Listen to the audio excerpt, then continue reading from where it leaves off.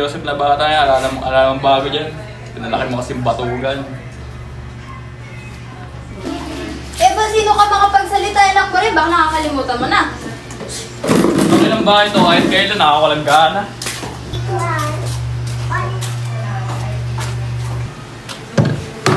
Ay. Ayos buhay. Umaga nakakaputa. Ano, di ka pa rin natitinag dyan? Ito na, titinag na.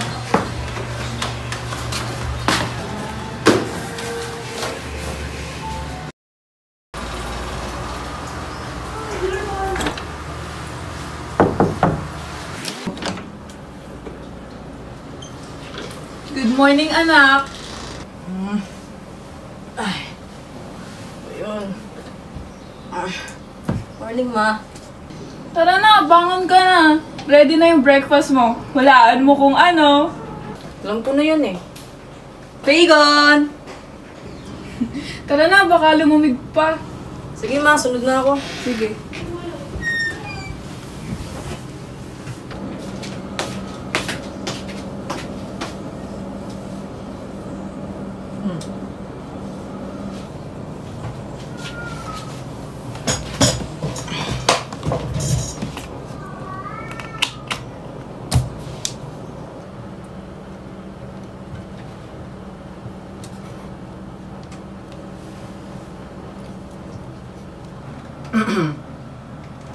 Siyempre, birthday mo pala eh. Ano ganun? Wala eh. Ikaw, ba't? Wala ka lang ako sa mood. Uy, si Mario, tara, tambay tayo din. Aga mo naman dyan, Chick. Oo pre, naglalaro lang ako dito. May bago upload na si Brian. Tara, nood tayo. Malungkot na si Carl. Bakit? Oh, babae ka ba? Lulungkot ka pa. Tara, sakto, dalawa laptop ko. Tayo.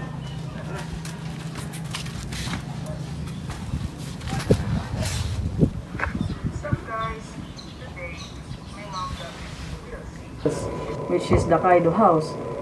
Kung di nyo tatanungin, isa to sa mga high-end na diecast and true scales dito sa Pilipinas and sa other country. Well, siguro ito, nakakalima or I don't know, I guess mga 5 ganito na hindi ko pa na-unbox. Ewan ko ba ba't hindi ko ma-unbox?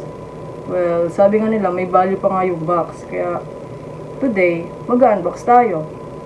First unboxing ever ng Kaido. So, okay guys, tara na. Ganda.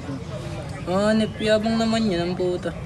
Baka naiingit ka lang, kaya mo nasasabing mayabang. Ganda oh.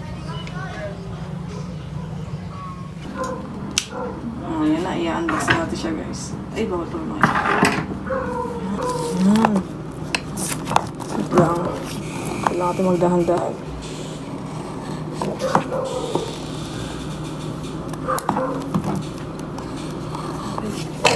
Ayan na. So, ito na guys, yung hinihintay natin na R33 Grady na Kaido. Ito na. Ayan na.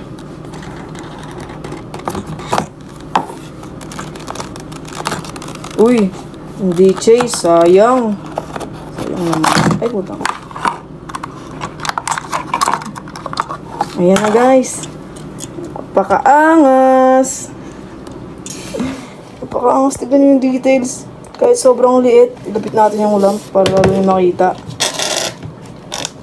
Ayan, ayan. Kita nyo ba yan? Kita nyo ba yan? Oh. Di ba ang angas? Open hood pa yan. Panis. Di ba guys, napakaangas. Ganyan pumili si mama. The best talaga yung mama ko eh. Alam niyo yung mga tipo ko sa kotse. So, ayun guys. Pinatay kayong lamp. So, para makita niyo yung detail. Kasi ang liwanag talaga ng window ko sa... Nak, makisuyo nga. Hanip naman ma. Hindi mo ba nakikita nagbablog ako? Ay, sorry. So, ayun guys. Since nakita nyo naman na yung detail ng Kaido House, I think pwede na naman natin stop yung vlog. So, next time ulit guys. Bye! Ay no, si mama talaga. Ang timing eh.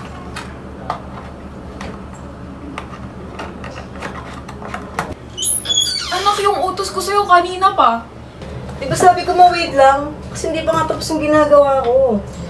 Sige na nga, pag natapos ka dyan, dun mo na lang gawin yung inuutos ko. Patayin mo na lang yung ilaw dito sa sala kung di mo gagamitin. Yeah, okay.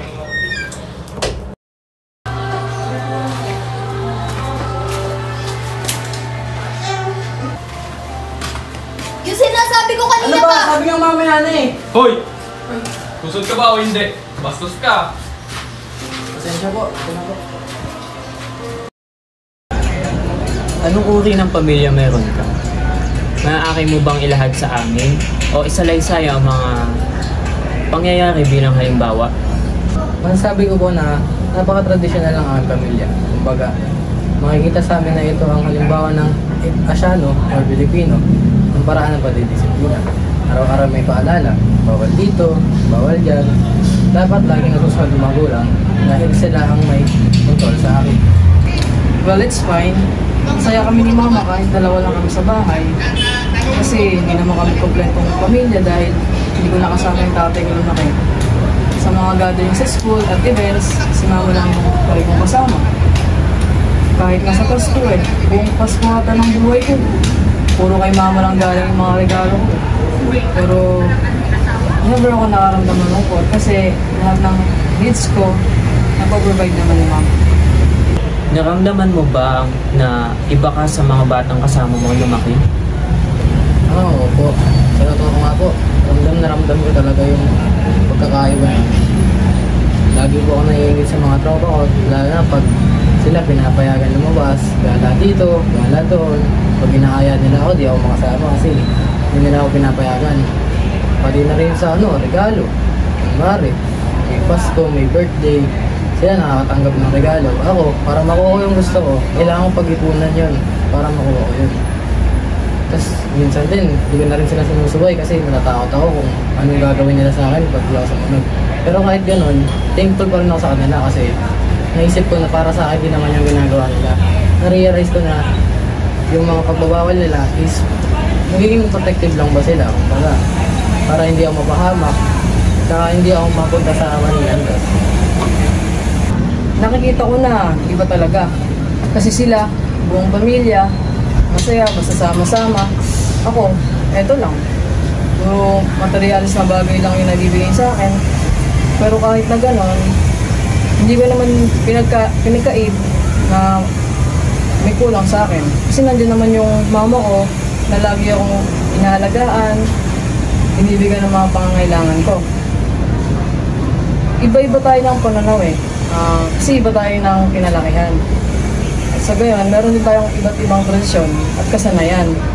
Pero masaya pa rin ako at thankful kasi meron ako isang supportive na mama na kahit may kulang sa akin, hindi ko naramdaman na malungkot o kahit na ano pa man. At ayun ang aking tatay. Paano mo pinapahalagaan ang iyong anak? Nakakaramdam ka ba ng hinanakit kapag hindi mo nabibigay ang pangangailangan ng iyong anak? Well, bilang isang single mom, at first, I can't deny na mahirap talaga magpalaki ng anak. Maraming kakulangan na hindi ko alam kung paano ko ibibigay sa anak ko ng ako lang. Masakit mang isipin ang katotohanan, pero alam kong hinahanap talaga ng anak ko yung kalinga ng isang ama. Pero mahirap para sa akin na makita yung anak kong ganun, knowing na kinukumpara niya yung sarili niya sa iba. Yung mga ganyang tanong, napaka-OA na. Ewan ko kung kaya pa sagutin bakit yung iba pinapaligoy pa. Dapat madisiplina ang bata para hindi lumaking sakit sa ulo. Kung skater, ganyan pa lamang sakit na sa ulo, dapat talaga araw-araw pinagsasabihan. Hindi ako nakakaramdam ng hinanakit kasi alam ko nasa tama ako at iyon ang tradisyonal na paraan bilang isang Pilipino. Kapag binigay mo lahat, may spoil yan. Kapag hindi pinagsasabihan, paano lalaki ng maayos yung bata? Yung mga tanong na yan, ganyan, masyadong seryoso yan. Si Carl, minata na siya, malaki na siya, lalaki siya, kain nga sarili niya. Hindi naman pwedeng ako lagi nakaalalay sa kanya.